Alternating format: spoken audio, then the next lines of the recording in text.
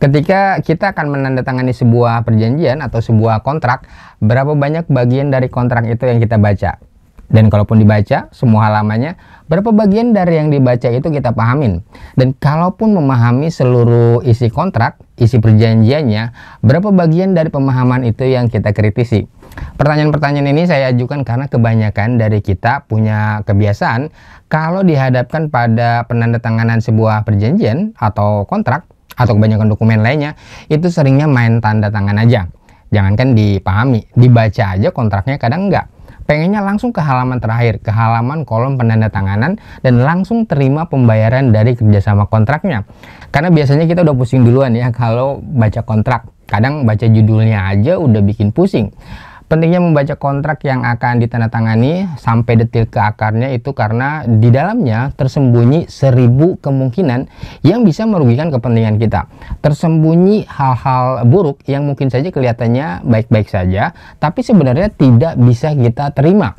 Di sana bisa saja tersembunyi devil, iblis, yang berpotensi menyulut perbedaan pendapat tentang isi kontrak dan menjadi sumber konflik di antara para pihak.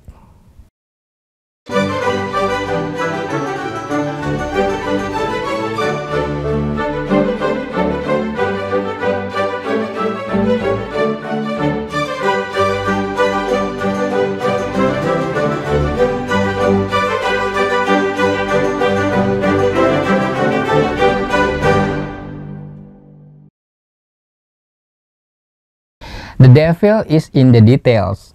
Kalau dalam praktek kontrak drafting, dalam pembuatan draft kontrak, setannya ada di dalam detil-detil isi kontrak. Ini adalah idiom untuk menggambarkan bahwa kita bisa saja terlibat konflik, bahkan sengketa hukum dengan lawan kontrak kita, karena ada pihak yang merasa dirugikan dalam pelaksanaan kontrak tersebut. Hal ini bisa aja disebabkan karena adanya detil-detil kontrak yang awalnya kita anggap sepele, mungkin karena hanya soal teknis saja sehingga kita nggak terlalu perhatian, tapi ternyata merupakan hal penting yang bisa menentukan banyak aspek meskipun kedua belah pihak sudah menandatanganinya. Jadi biasanya kan ketika menandatangani sebuah kontrak atau perjanjian kita cukup exciting ya, karena menjalin hubungan kerjasama baru dengan partner baru, apakah itu dengan partner bisnis atau dengan vendor yang mau kasih diskon besar misalnya, atau mungkin karena dapat sewaan gedung yang biaya sewanya cukup murah. Seringkali keseruan itu membuat kita lalai pada hal-hal yang seharusnya diperhatikan di dalam sebuah kontrak.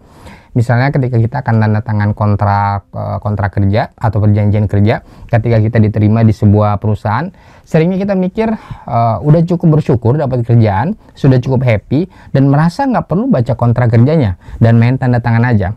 Kan udah jelas kerjanya apa, gajinya berapa, sudah didiskusikan sebelumnya dengan HRD. Sementara di sisi lain hubungan kerja itu kan aspeknya luas ya. Ada lembur, ada mutasi, BPJS, potong gaji, hak cuti, dan sebagainya. Nah, masalah-masalah ini kalau tidak sesuai biasanya datangnya belakangan. Dan kalau udah datang biasanya kita cuma bisa misu-misu aja. Padahal setiap masalah dalam semua hubungan kontraktual termasuk hubungan kerja sumbernya ada di dalam kontrak.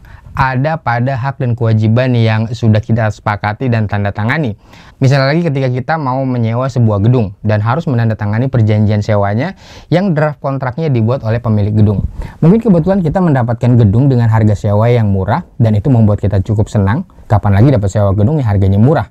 Ya udah tanda tangan aja langsung, nggak perlu dibaca lagi kontraknya daripada kehilangan kesempatan untuk dapat sewa gedung yang murah. Tapi mungkin kita nggak sadar kalau di dalam kontrak sewanya ada klausul di mana kita sebagai penyewa wajib untuk memperbaiki bagian gedung yang rusak.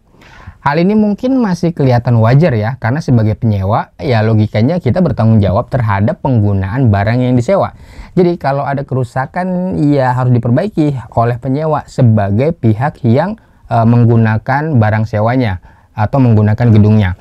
Tapi bagaimana kalau bangunan yang disewa ternyata adalah bangunan tua? Bangunan yang mungkin rusaknya nggak cuma bagian keran airnya aja misalnya, atau nggak cuma jendela rumahnya aja, atau mungkin pagernya yang rusak. Bagian-bagian bangunan yang memang bisa rusak setiap saat, setiap waktu karena penggunaannya oleh penyewa. Bagaimana kalau kerusakannya adalah kerusakan besar yang terkait dengan konstruksi utama dari bangunannya? Misalnya tembok bangunannya yang pecah-pecah, bocor-bocor, karena pengaruh panas dan matahari, karena memang itu adalah bangunan tua, atau misalnya kuda-kuda rumah yang bergeser dan berpotensi membahayakan penghuninya. Kerusakan-kerusakan itu bukan karena penggunaan bangunannya oleh penyewa, tapi karena memang usia bangunannya yang sudah tua. Apakah ini juga jadi beban dari penyewa? Kalau misalnya kerusakan besar itu kita klaim ke pemilik bangunannya bisa aja berdalih, kan sesuai kontrak sewa, kerusakan bangunan itu jadi tanggung jawab penyewa. Sebagai penyewa, kita mungkin bisa aja ya membalas dalih atau argumentasi pemilik bangunan ini dengan argumentasi yang lebih sehat. Tapi kalau keduanya berpegang pada kebenaran masing-masing, jadinya cuma ngeyel-ngeyelan aja. Masalah utamanya sendiri nanti malah nggak selesai.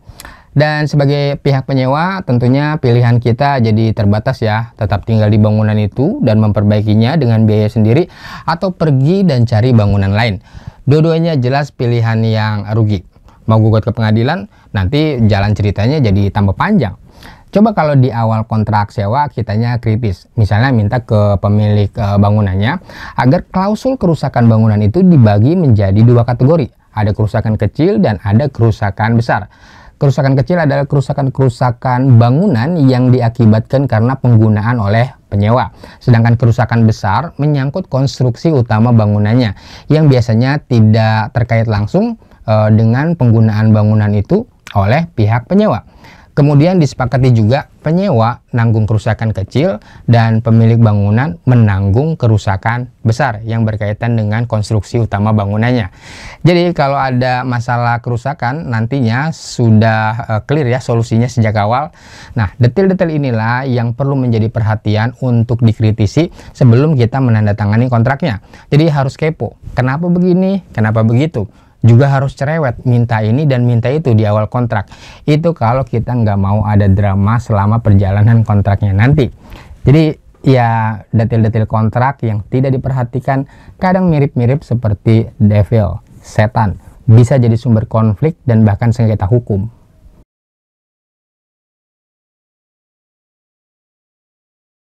Ketika dua orang akan menandatangani sebuah kontrak, biasanya salah satu pihak yang membuat draft atau naskah kontraknya sebelum ditandatangani.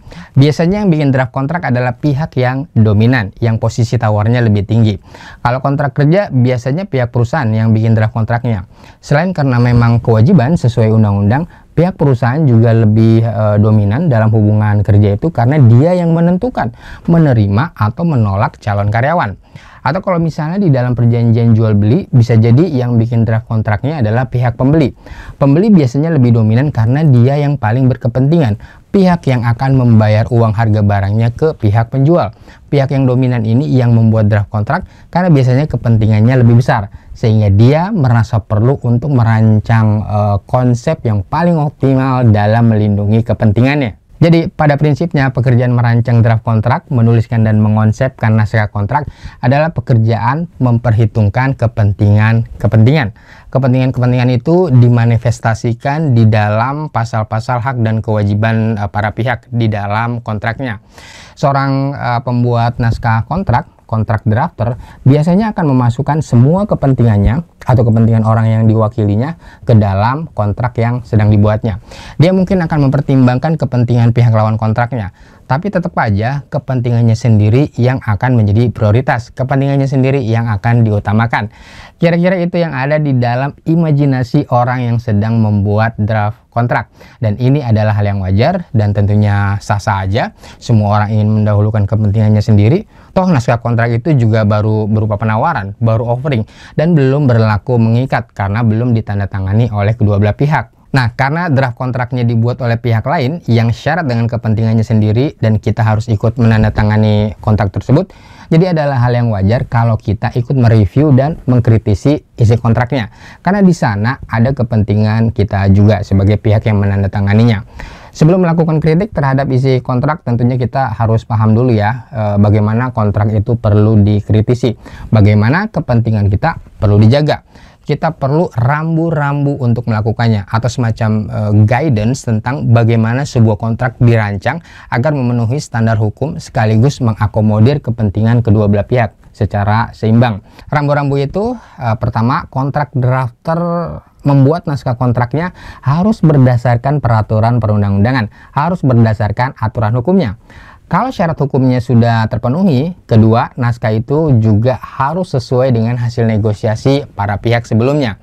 Dan kalau semuanya sudah sesuai, maka pembuatan naskah kontrak dilanjutkan berdasarkan kepentingan para pihak yang lebih teknis dan lebih detail, yang kadang-kadang luput dari hasil negosiasi sebelumnya. Jadi secara praktis, dasar membuat naskah kontrak itu ada aturan hukum, hasil negosiasi para pihak, dan kepentingan para pihaknya itu sendiri. Meskipun kepentingan para pihak ini dalam format yang lebih teknis dan detail menjadi dasar yang ketiga setelah aturan hukum dan hasil negosiasi, tapi inilah poin pentingnya. Disinilah perbedaan penafsiran tentang apa yang menjadi hak dan kewajiban para pihak sangat mungkin terjadi. Dan karena kondisi itulah, kritisi terhadap isi draft kontrak harus dilakukan oleh kedua belah pihak. Jadi bukan hanya oleh pembuat draft kontraknya aja ya yang menguasai isi kontraknya. Kita juga perlu membacanya, memahami isinya, penafsirannya, dan banyak tanya pada poin-poin yang berpotensi merugikan. Kalau perlu minta dilakukan koreksi. Ini namanya proses revisi draft kontrak.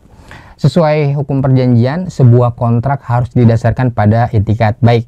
Jadi setiap kontrak yang dibuat akan dianggap dibuat oleh orang-orang yang beritikat baik. Secara hukum begitu aturannya. Tapi kenyataannya di lapangan kadang kita tidak bisa membedakan mana orang yang benar-benar etikatnya baik dan mana yang beretikat buruk. Nah, karena ini jugalah kita harus kritis pada kontrak-kontrak yang akan ditandatangani. Seorang kontrak drafter tentu tidak akan menuliskan naskah kontrak yang akan merugikan pihak lawan kontraknya ya, karena jelas itu tidak akan diterima. Tapi kalau keadaannya dilematis, di mana kalau dia dihadapkan pada pilihan antara kepentingannya sendiri dan kepentingan pihak lawan kontrak, tentu saja dia akan mendahulukan kepentingannya sendiri, bahkan kalau perlu mengorbankan kepentingan lawan kontraknya. Kalau mengorbankan kepentingan lawan kontrak itu kebacanya agak vulgar, biasanya bahasa naskah kontraknya dibikin lebih soft, lebih halus. Bahasanya mungkin tidak terdengar merugikan pihak lain, tapi kalau diinterpretasikan lebih dalam, bisa aja kerugiannya nggak kecil. Kita ambil contoh gini deh.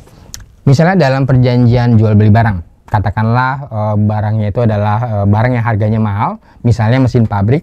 Sebagai pembeli tentunya kita nggak mau repot, nggak mau ambil resiko besar, karena barang yang kita beli adalah barang mahal untuk keperluan produksi, mesin dengan spek yang khusus, barang yang mungkin tidak mudah diperoleh. Dan kita nggak mau repot sama pengangkutannya, sama resiko di jalan ketika pengiriman.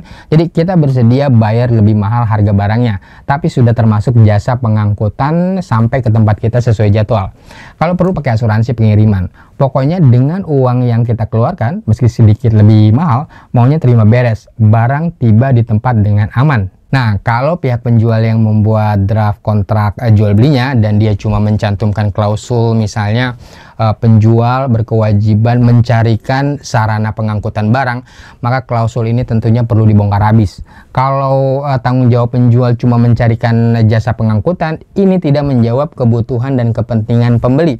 Dan karena inilah pembeli harus mengkritisi kontrak tersebut lebih lanjut. Perlu ditanya ke penjualnya, siapa yang tanggung jawab kerusakan atau kehilangan barang selama pengiriman? Penjualnya, pembeli, atau perusahaan pengangkutannya sebagai pihak ketiga? Dan kalau yang tanggung jawab adalah perusahaan pengangkutan, siapa yang ngurusin atau nuntut ke pengangkutannya? Penjual atau pembeli? Intinya, siapa yang tanggung jawab kalau barangnya tidak tiba di tempat pembeli tepat waktu? Tapi kalau naskah perjanjiannya kita revisi, misalnya seperti ini, serat terima barang dilakukan di tempat pembeli sesuai jadwal. Ini kan lebih clear. Kita sebagai pembeli nggak mau tahu drama apapun yang terjadi sebelum barang tersebut diterima di tempat kita sesuai jadwal pengiriman. Mau barangnya rusak atau hilang atau kendaraannya mengalami kecelakaan, yang penting buat kita sebagai pembeli goalnya adalah menerima barang itu sesuai speknya dalam keadaan baik di tempat kita sesuai jadwal. Kita nggak mau tahu drama yang mengiringinya, jadi kirimin aja barangnya sampai di tempat kita sesuai jadwal. Titik. Toh kita udah bayar dengan harga yang lebih mahal. Kalau perlu, klausul itu ditambahkan lagi dengan ketentuan yang lebih teknis, ketentuan yang lebih detail supaya tegas. Misalnya ditambah poin A, penegasan kalau pembeli tidak wajib membayar lagi jasa pengangkutannya karena sudah dibayar di awal. Juga bisa ditambahkan poin B, bahwa segala kerusakan termasuk kehilangan barang selama pengiriman adalah tanggung jawab penjual. Jadi kalau kita nggak kritis, main tanda tangan aja, apalagi sampai nggak dibaca kontraknya, ya jangan salahin siapa-siapa. Kalau nanti dalam pelaksanaannya ada klausul-klausul yang bisa merugikan kita, ya kita udah nggak bisa protes lagi, karena setiap kontrak yang sudah ditandatangani akan berlaku mengikat para pihak yang menandatanganinya secara hukum layaknya sebuah undang-undang. Kalau dalam contoh tadi, ketika misalnya mobil pengangkutannya kecelakaan dan barang yang kita beli hilang di perjalanan, ya pihak penjual paling-paling cuma bilang, kan tanggung jawab saya cuma nyariin pengangkutannya aja. Dan kalau kita debat bisa jadi cuma ngeyel-ngeyelan aja nantinya. Kalau mau pasti ya mesti ke pengadilan dan masalahnya akan lebih bertele-tele lagi tentunya ya. Jadi itu pentingnya ya, membaca, memahami, mengkritisi, dan kalau perlu mengoreksi sebuah draft kontrak sebelum kita menandatanganinya. Jangan nggak dibaca, karena kontrak itu berisi kepentingan-kepentingan kita dalam hubungan hukum dengan pihak lain dalam sebuah kerjasama dan akan mengikat kita secara hukum. Hal ini terlepas dari apakah di dalam kontrak tersebut ada niat-niat buruk, itikat buruk, atau motivasi jahat. Perbedaan penafsiran saja sudah cukup bisa menjadi dasar lahirnya sebuah gugatan hukum. Nah, tugas kita sebelum menandatangani kontrak adalah menutup segala celah yang memungkinkan terjadinya perbedaan penafsiran tersebut. Memastikan sedetail mungkin, kalau perlu sampai titik dan koma, agar segalanya sesuai dengan kesepakatan hasil negosiasi. Memang kelihatannya prosesnya akan rumit, ribet, bikin pusing, apalagi kalau kita udah lelah dan bosan setelah mengikuti meeting-meeting negosiasinya. Tapi sebaiknya di ujung negosiasi sebelum tanda tangan kontrak, kita tetap menyisakan tenaga terakhir untuk menjaga kewaspadaan ketika mengoreksi detail-detail draft kontraknya. Jangan sampai terjadi beda penafsiran yang bisa berujung pada gugatan hukum, cuma gara-gara nggak perhatian sama hal-hal detail yang implikasinya bisa aja substansial. Jangan biarkan ada setan yang bersemayam di dalam detail-detail kontrak yang akan kita tanda tangani. Minum jamu pahit untuk mencegah penyakit tentu akan lebih baik ya, ketimbang minum obat yang sama pahitnya tapi untuk pengobatan. Demikian informasi ini saya sampaikan, semoga bermanfaat, semoga menambah wawasan teman-teman dalam menandatangani kontrak-kontrak besar teman-teman sekalian. Salam.